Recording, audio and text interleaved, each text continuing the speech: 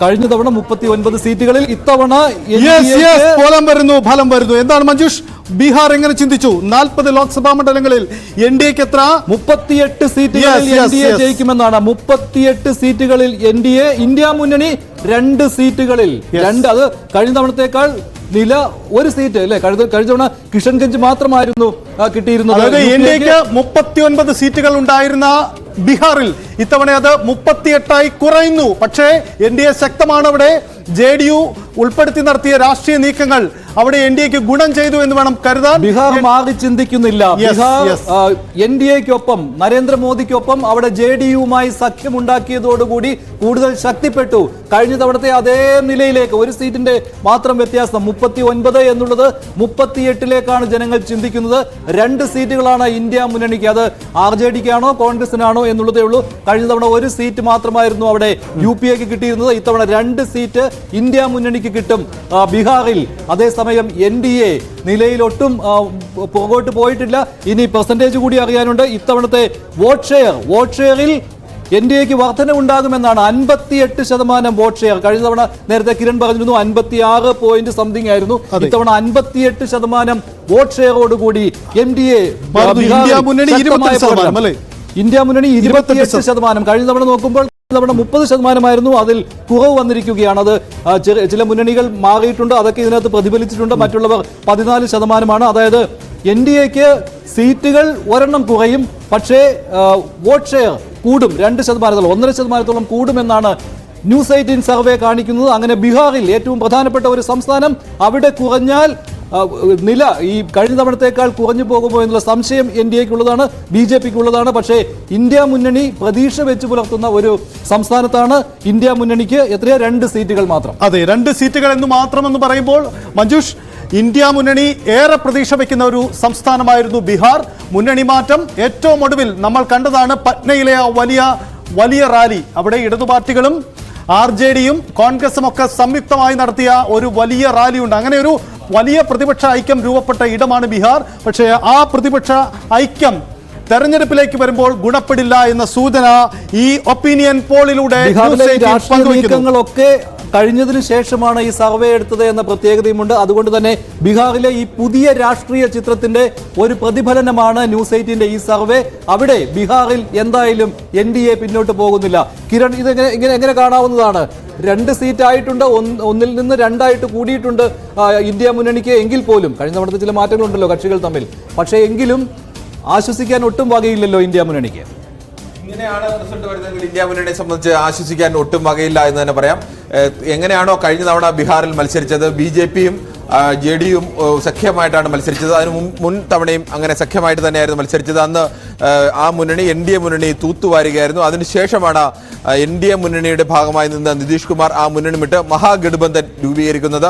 R J ഡിയുമായി ചേർന്നാണ്. R J D ആയിരുന്നു നിയമസഭാ തെരഞ്ഞെടുപ്പിൽ ഏറ്റവും വലിയ ഒറ്റകക്ഷിയായി മാറിയത്. ആ വലിയ ഒറ്റകക്ഷിയായി നിൽക്കുമ്പോഴും ആർ ജെ ഡിയുമായി ചേർന്ന് ഒരു മുന്നണി രൂപീകരിച്ച് അവിടെ നിതീഷ് കുമാർ മുഖ്യമന്ത്രിയായി. ഈ 2 മാസം മുമ്പാണ് നിതീഷ് കുമാർ വീണ്ടും ആ മഹാഗഠബന്ധൻ ഒഴിവാക്കിക്കൊണ്ട് വീണ്ടും എൻ ഡി എയിലേക്ക് മടങ്ങി വരുന്നത്. എൻ ഡി എയിൽ ബി ജെ പിയുമായി ചേർന്ന് പഴയ സഖ്യത്തിൽ ചേർന്ന് അദ്ദേഹം വീണ്ടും മുഖ്യമന്ത്രിയാവുന്നു. പക്ഷേ ആ ഒരു സാഹചര്യത്തിൽ അതിനുശേഷമാണ് സർവേ നടന്നിരിക്കുന്നത്. ആ ഒരു സാഹചര്യത്തിലും പഴയ വിജയം ആവർത്തിക്കാൻ കഴിയും എന്ന് തന്നെയാണ് ഈ സർവേയുടെ ഫലങ്ങൾ വ്യക്തമാക്കുന്നത്. ഇന്ത്യ മുന്നണിയെ സംബന്ധിച്ച് വലിയ പ്രതീക്ഷ വെക്കുന്ന ഒരു സംസ്ഥാനം കൂടിയാണ് ബീഹാർ. ബീഹാറിൽ കോൺഗ്രസും ആർ ജെ ഡിയും, പഴയ ആർ ജെ ഡി അല്ല, ഇപ്പോൾ ആർ ജെ ഡിക്ക് നേരത്തെ ലല്ലു പ്രസാദ് യാദവിന്റെ കാലത്തുണ്ടായിരുന്ന ലാലുവിനോടുണ്ടായിരുന്ന എതിർപ്പ്, അല്ലെങ്കിൽ ലാലു രാജിനോടും മുണ്ട രാജിനോടും ഉണ്ടായിരുന്ന എതിർപ്പിനൊക്കെ അപ്പുറത്തേക്ക് തേജസ്വി യാദവ് ഒരു വലിയ ഉപമുഖ്യമന്ത്രി സ്ഥാനത്ത് നിന്നുകൊണ്ട് പ്രധാനപ്പെട്ട ഒരു നേതാവായി മാറുന്നു. നിതീഷിന്റെയും ലാലു പ്രസാദിന്റെയും യാദവിന്റെയും കാലത്തിന് ശേഷമുള്ള പ്രധാന നേതാവായി തേജസ്വി യാദവ് മാറുന്നു. ആ ഒരു നേതാവിനെ മുൻനിർത്തിക്കൊണ്ട് തെരഞ്ഞെടുപ്പിനെ നേരിട്ടാൽ കൂടുതൽ വിജയം നേരിടാം എന്നുള്ള പ്രതീക്ഷയിലാണ് ഇപ്പോഴും നിൽക്കുന്നത് ബീഹാർ. മറ്റൊരു ഡേറ്റ കൂടി ബീഹാറിന്റേതായിട്ട് വന്നിട്ടുണ്ട്. മധ്യ ബീഹാറിലാണ് 1 സീറ്റ് ഇന്ത്യ മുന്നണി കിട്ടുന്നത്. അതുപോലെ തന്നെ കിഴക്കൻ ബീഹാറിലും 1 സീറ്റ് ഇന്ത്യ മുന്നണി കിട്ടും. ബാക്കിയുള്ള മേഖലകളിലെല്ലാം എൻ ഡി എയുടെ തേരോട്ടമായിരിക്കും എന്നുള്ളതാണ് ഈ സർവേ ഫലത്തിൽ നിന്ന് വ്യക്തമാകുന്നത്. ബീഹാറിന്റെ മറ്റു മേഖലകളെല്ലാം ബി ജെ പി മുന്നണി, ബി ജെ പിയും ജെ ഡി യും ചേർന്നുള്ള മുന്നണി തൂത്തുവാരും. അതേസമയം മധ്യ ബീഹാറിലും കിഴക്കൻ മേഖലയിലും ഓരോ സീറ്റ് വീതം ഇന്ത്യ മുന്നണിക്ക് കിട്ടും. മറ്റൊരു കാര്യം കൂടി ഉണ്ടല്ലോ കിരൺ, ഈ OBC രാഷ്ട്രീയം, ജാതി സെൻസസ്, ഇതൊക്കെ ചർച്ചയാകുന്ന ഒരു സംസ്ഥാനമാണല്ലോ ബീഹാർ. ജാതി സെൻസസ് ഏറ്റവും ചർച്ചയാണ്. ഇന്ത്യയെ സംബന്ധിച്ച് ഇന്ത്യൻ സംസ്ഥാനങ്ങളിൽ ജാതി രാഷ്ട്രീയം ഏറ്റവും ഫലപ്രദമായി പ്രയോഗിക്കുകയും നടപ്പാക്കുകയും വിജയിക്കുകയും ഒക്കെ ചെയ്ത സംസ്ഥാനമാണ് ബീഹാർ എന്ന് പറയുന്നത്. എല്ലാ കാലത്തും ജാതി രാഷ്ട്രീയത്തിന്റെ ഏറ്റവും വലിയ പരീക്ഷണശാല ബീഹാർ ആയിരുന്നു.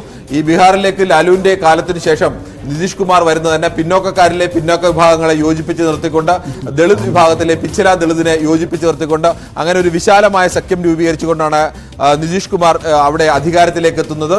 ആ സഖ്യത്തിൽ നിന്നുകൊണ്ടാണ് അദ്ദേഹം ഇന്ത്യയിൽ ആദ്യമായി തന്നെ ഒരു ജാതി സർവേ നടത്തുന്നത്. ജാതി സർവേ നടത്തിയപ്പോൾ സ്വാഭാവികമായും ആ സർവേയുടെ ഫലം ലഭിക്കാൻ പോകുന്നത് നിതീഷ് കുമാറിനാണ് എന്നുള്ള ചിത്രമാണ് ഈ സർവേയുടെ ഫലങ്ങൾ നൽകുന്നത്.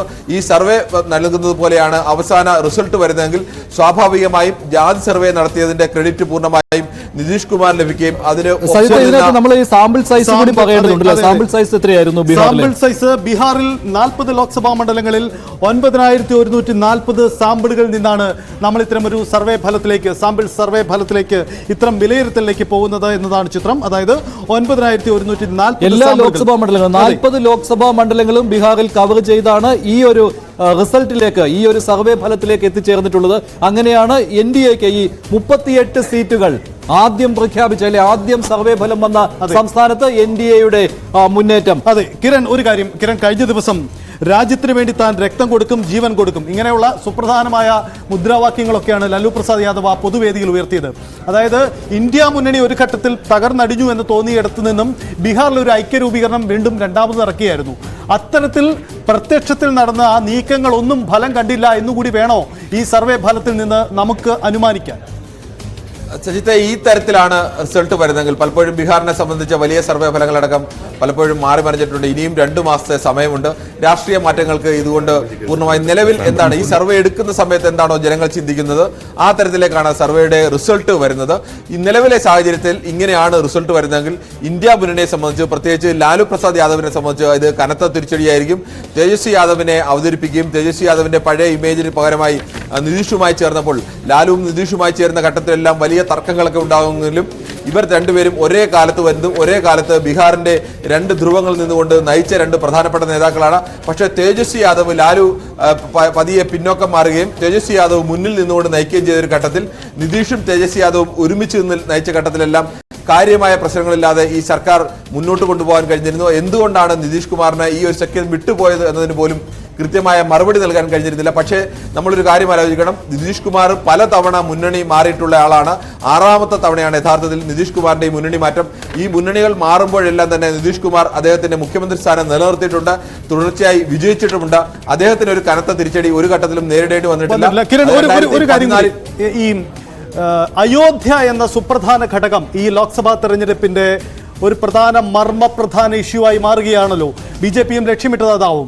അങ്ങനെയെങ്കിൽ ഈ ബീഹാറിന്റെ സൂചകം അയോധ്യ പ്രതിഫലിച്ചു എന്നൊരു വിലയിരുത്തൽ നടത്താവുന്ന രീതിയിലേക്ക് നമുക്ക് എത്തിയിട്ടുണ്ടോ, അതോ ഇനിയും പൂർണ്ണമാവേണ്ടതുണ്ടോ ചിത്രം? സജിത്ത്, ബീഹാറിനെ സംബന്ധിച്ച് അയോധ്യ പൂർണ്ണമായും പ്രതിഫലിച്ചൊന്നുണ്ട്, അല്ലെങ്കിൽ ഇത്തരത്തിലാണ് റിസൾട്ട് വരുന്നതെങ്കിൽ അത് അയോധ്യ കൊണ്ടാണോ എന്ന് നമുക്ക് പൂർണ്ണമായും വിലയിരുത്താൻ കഴിയില്ല. ബീഹാറിനെ സംബന്ധിച്ച് നമ്മൾ നേരത്തെ പറഞ്ഞതുപോലെ തന്നെ ജാതി സെൻസസ് പിന്നാക്ക വിഭാഗങ്ങൾക്ക് വലിയ സ്വാധീനമുള്ള, പിന്നാക്ക രാഷ്ട്രീയം വലിയ തോതിൽ അധികാരത്തെ നിയന്ത്രിക്കുന്ന ഒരു സംസ്ഥാനമാണ്. ലാലു പ്രസാദ് യാദവ് വിജയിച്ചതാണെങ്കിലും അപ്പോൾ പിന്നാക്ക വിഭാഗത്തിൽപ്പെടുന്ന യാദവ് വിഭാഗത്തിൽപ്പെടുന്നതാണ് ലാലു പ്രസാദ് യാദവ്. OBCയുടെ കൺസോൾട്ടേഷൻ, അതോടൊപ്പം തന്നെ മുസ്ലിം OBC കൺസോൾട്ടേഷനാണ് പ്രധാനമായും ലാലുവിനെ വിജയിപ്പിച്ച ഘട്ടത്തിലെല്ലാം നിന്നത്. അതിനുശേഷമാണ് ലാലു പ്രസാദ് യാദവിന്റെ ഭരണത്തെക്കുറിച്ച് വലിയ ആക്ഷേപങ്ങൾ ഉയർന്നു. അവിടെ ലാലു രാജ് എന്ന് പറയുന്നതിന് ഒരു ഗുണ്ടാ രാജ് തലത്തിലേക്കൊക്കെ പോയി എന്നുള്ളതും, ലാലു പ്രസാദിനൊപ്പം നിന്ന് പപ്പു യാദവ് അടക്കമുള്ള പ്രധാനപ്പെട്ട പലരും ഗുണ്ടാ നേതാക്കളും അവിടുത്തെ ലോ ആൻഡ് ഓർഡറൊക്കെ വല്ലാതെ തകർന്നു പോകുന്ന അവസ്ഥയിലേക്ക് വന്നു. അവിടുത്തെ വികസനം എന്ന് പറയുന്നത്, റോഡുകളുടെ വികസനം അടക്കം തകർന്നു പോകുന്ന അവസ്ഥയിലേക്ക് വന്നു. അതിനുശേഷമാണ് നിതീഷ് കുമാർ വരുന്നത്. നിതീഷ് കുമാറിനെ സംബന്ധിച്ചിടത്തോളം നിതീഷ് കുമാർ ഈ പിന്നാക്ക രാഷ്ട്രീയത്തിലെ പിന്നോക്കക്കാരെ മുഴുവൻ ലാലുവിനൊപ്പം നിർത്താതെ പിന്നോക്കക്കാരിലെ പിന്നാക്കക്കാരെയും ദളിത് വിഭാഗത്തിൽ, അന്ന് രാംവിലാസ് പാസ്വാന്റെ പാർട്ടിയാണ് അന്ന് ദളിത് വിഭാഗത്തിനെ വലിയ തോതിലേക്ക് കൈകാര്യം ചെയ്തിരുന്നത്, അല്ലെങ്കിൽ അവരുടെ പിന്തുണ ഉണ്ടായിരുന്നത്. അതിൽ നിന്ന് പിച്ചില ദളിതുകളെ മാറ്റി നിർത്തുകയും മുസ്ലിം വിഭാഗത്തിന്റെ വോട്ട് പ്ലസ് ദളിതുകളിലെ പിന്നോക്കക്കാർ പ്ലസ് OBCയിലെ പിന്നോക്ക വിഭാഗങ്ങൾ, ഇവരെ 3 പേരെയും ചേർത്ത് ഒപ്പം BJPയെ സഖ്യകക്ഷിയായി ചേർത്തോടുകൂടി അപ്പർ കാസ്റ്റ് വിഭാഗത്തിന്റെ വലിയ തോതിലുള്ള വോട്ട് കൂടി ആ സഖ്യത്തിലേക്ക് ലഭിക്കുന്ന അവസ്ഥയുണ്ട്. ഈ ജാതി രാഷ്ട്രീയത്തിന്റെ ഇക്വേഷൻ വെച്ച് തന്നെയാണ് നിതീഷ് കുമാർ എല്ലാ കാലത്തും ജയിച്ചുകൊണ്ടിരുന്നതും. ഒപ്പം അദ്ദേഹത്തിന്റെ വികസന രാഷ്ട്രീയവും അദ്ദേഹത്തിന്റെ ഒരു നിതീഷ് കുമാർ ഫാക്ടർ അത് NDA മുന്നണിയെ കൈവിട്ടിട്ടില്ല അല്ലെ എന്ന് മനസ്സിലാക്കാൻ കഴിയുന്നതാണ് ഈ സർവേ ഫലം. മറ്റൊരു കാര്യം എന്ന് പറയുന്നത്, ഈ ഭാരത് ജോഡോ ന്യായ് യാത്ര ഭാരത് ജോഡോ ന്യായ യാത്ര നടക്കുമ്പോൾ ഈ ബീഹാറിൽ വലിയൊരു പിന്തുണ കിട്ടിയതാണല്ലോ.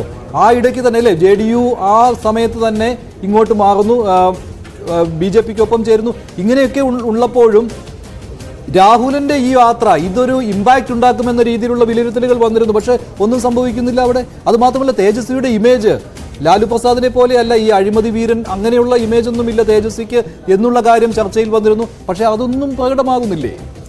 മഞ്ജുഷ, ഇത് യഥാർത്ഥത്തിൽ ഞാൻ നേരത്തെ തന്നെ പറഞ്ഞല്ലോ, ഈ സർവേ ഫലങ്ങളെന്ന് ബീഹാറിനെ പോലെ കേരളത്തിനെ പോലെ അല്ലെങ്കിൽ ആ തരത്തിലുള്ള വലിയ വിഭാഗം വരുന്ന ആളുകൾ ഇപ്പോഴും അവിടെ സാക്ഷരതയുടെ കാര്യത്തിലൊക്കെ ഏറെ പിന്നാക്കം നിൽക്കുന്ന ഒരു സംസ്ഥാനമാണ്. അതോടൊപ്പം തന്നെ അവിടുത്തെ വിദ്യാഭ്യാസ നിലവാരത്തിലുമൊക്കെ ഇന്ത്യയിലെ മറ്റു പല സംസ്ഥാനങ്ങളെക്കാളും പിന്നാക്കം നിൽക്കുന്ന സംസ്ഥാനമാണ്. വികസന വിഷയത്തിലുമെല്ലാം പിന്നാക്കം നിൽക്കുന്ന സംസ്ഥാനമാണ്. ആ സംസ്ഥാനത്തിന്റെ പ്രധാനപ്പെട്ട ചിന്താഗതി അത് എങ്ങനെയാണോ, അവരുടെ ഏറ്റവും പ്രധാനപ്പെട്ട നേതാവ് കഴിഞ്ഞ 10-15 വർഷമായി നിതീഷ് കുമാർ തന്നെയാണ്. നിതീഷ് കുമാറിന് ഈ മുന്നണികളൊക്കെ മാറുമ്പോഴും മറ്റേതെങ്കിലും സംസ്ഥാനത്തായിരുന്നെങ്കിൽ തുടർച്ചയായി മുന്നണി മാറുന്ന ഒരാളുടെ വിശ്വാസ്യതയിലൊക്കെ വലിയ കോട്ടമുണ്ടായത്. പക്ഷേ നിതീഷിന് എൻ്റെ പ്രതിച്ഛായയിൽ അങ്ങനെ കാര്യമായ രീതിയിലുള്ള ഇടിവ് വന്നിട്ടില്ല എന്നതുകൂടിയാണ് ഈ സർവേ ഫലങ്ങൾ വ്യക്തമാക്കുന്നത്. പക്ഷേ അപ്പോഴും ചില സംശയങ്ങൾ നമ്മുടെ മുന്നിൽ വരുന്നത്, അവിടെ RJDയും കോൺഗ്രസും ചേർന്ന ഒരു വലിയ മുന്നേറ്റമുണ്ട്. പഴയ RJD അല്ല, RJDയിലേക്ക് വലിയ തോതിലേക്ക് അവരുടെ പ്രവർത്തകരാകെ നിൽക്കുന്നു. അവിടുത്തെ ഭാരത് ജോഡോ യാത്ര വന്നപ്പോഴൊക്കെ ആയാലും RJD വൻ റാലി നടത്തിയപ്പോഴൊക്കെ തന്നെയാണെങ്കിലും പാറ്റ്നയിൽ റാലിയിലൊക്കെ അവർ പ്രതീക്ഷിച്ചതിലും ഒക്കെ അപ്പുറം ആളുകളെ സംഘടിപ്പിക്കാനും ഒക്കെ കഴിഞ്ഞിട്ടുണ്ട്. എന്തായാലും ആ തരത്തിലേക്കുള്ളൊരു മുന്നേറ്റം അവർ നടത്തുന്നുണ്ട്. പക്ഷേ അത് ഇലക്ഷൻ റിസൾട്ടിലേക്ക് വരുമ്പോൾ അത് NDAയുടെ ഭാഗത്തേക്ക് തന്നെ വരികയാണ് എന്നതിന്റെ കൃത്യമായ സൂചനയാണ് ഈ സർവേ ഫലം നൽകുന്നത്. അങ്ങനെ ആദ്യം പ്രഖ്യാപിച്ച സംസ്ഥാനത്ത് തന്നെ BJP മുന്നണിക്ക് മുൻതൂക്കം കിട്ടിയിരിക്കുകയാണ്. അതും 40-ൽ 38 സീറ്റുകളുമായി ലീഡ് ചെയ്യുകയാണ് NDA മുന്നണി ഈ സർവേ ഫലം അനുസരിച്ച്. അടുത്തത് ഏറ്റവും പ്രധാനപ്പെട്ട നമ്മളെല്ലാവരും കാത്തിരിക്കുന്ന, ആകാംക്ഷയോടെ കാത്തിരിക്കുന്ന സംസ്ഥാനമാണ്. മറ്റൊന്നുമല്ല, കേരളത്തിന്റെ റിസൾട്ടിലേക്ക് വരാം അല്പസമയത്തിനുള്ളിൽ. രണ്ടാമത് വരുന്നത് കേരളത്തിന്റെ ഫലമാണ്. കേരളം എങ്ങനെ ചിന്തിക്കുന്നു? കേരളത്തിൽ LDFO, UDFO BJP അക്കൗണ്ട് തുറക്കുമോ? ഇതാണ് അറിയുവാനുള്ളത്. കേരളത്തിന്റെ ഫലം അങ്ങേയറ്റം നിർണായകമാണ്. കേരളത്തിലെ 20 ലോക്സഭാ മണ്ഡലങ്ങൾ എങ്ങനെ ചിന്തിച്ചു എന്ന പ്രധാനപ്പെട്ട കാര്യമാണ് വരാൻ പോകുന്നത്. ഇതിൽ ഏതെങ്കിലും കക്ഷിക്ക് അനുകൂലമായി, ഇതിൽ 2019 കേരളത്തിന്റെ ജനവിധി ഏതെങ്കിലും ഒരു കക്ഷിക്ക് പൂർണ്ണമായും അനുകൂലമായിരുന്നു എന്നതായിരുന്നു ചിത്രം. അതിൽ നിന്നും മാറി ഏതു രീതിയിലേക്ക് പോയി എന്ന പ്രധാന അതിലേക്ക് വരാം. നമ്മൾ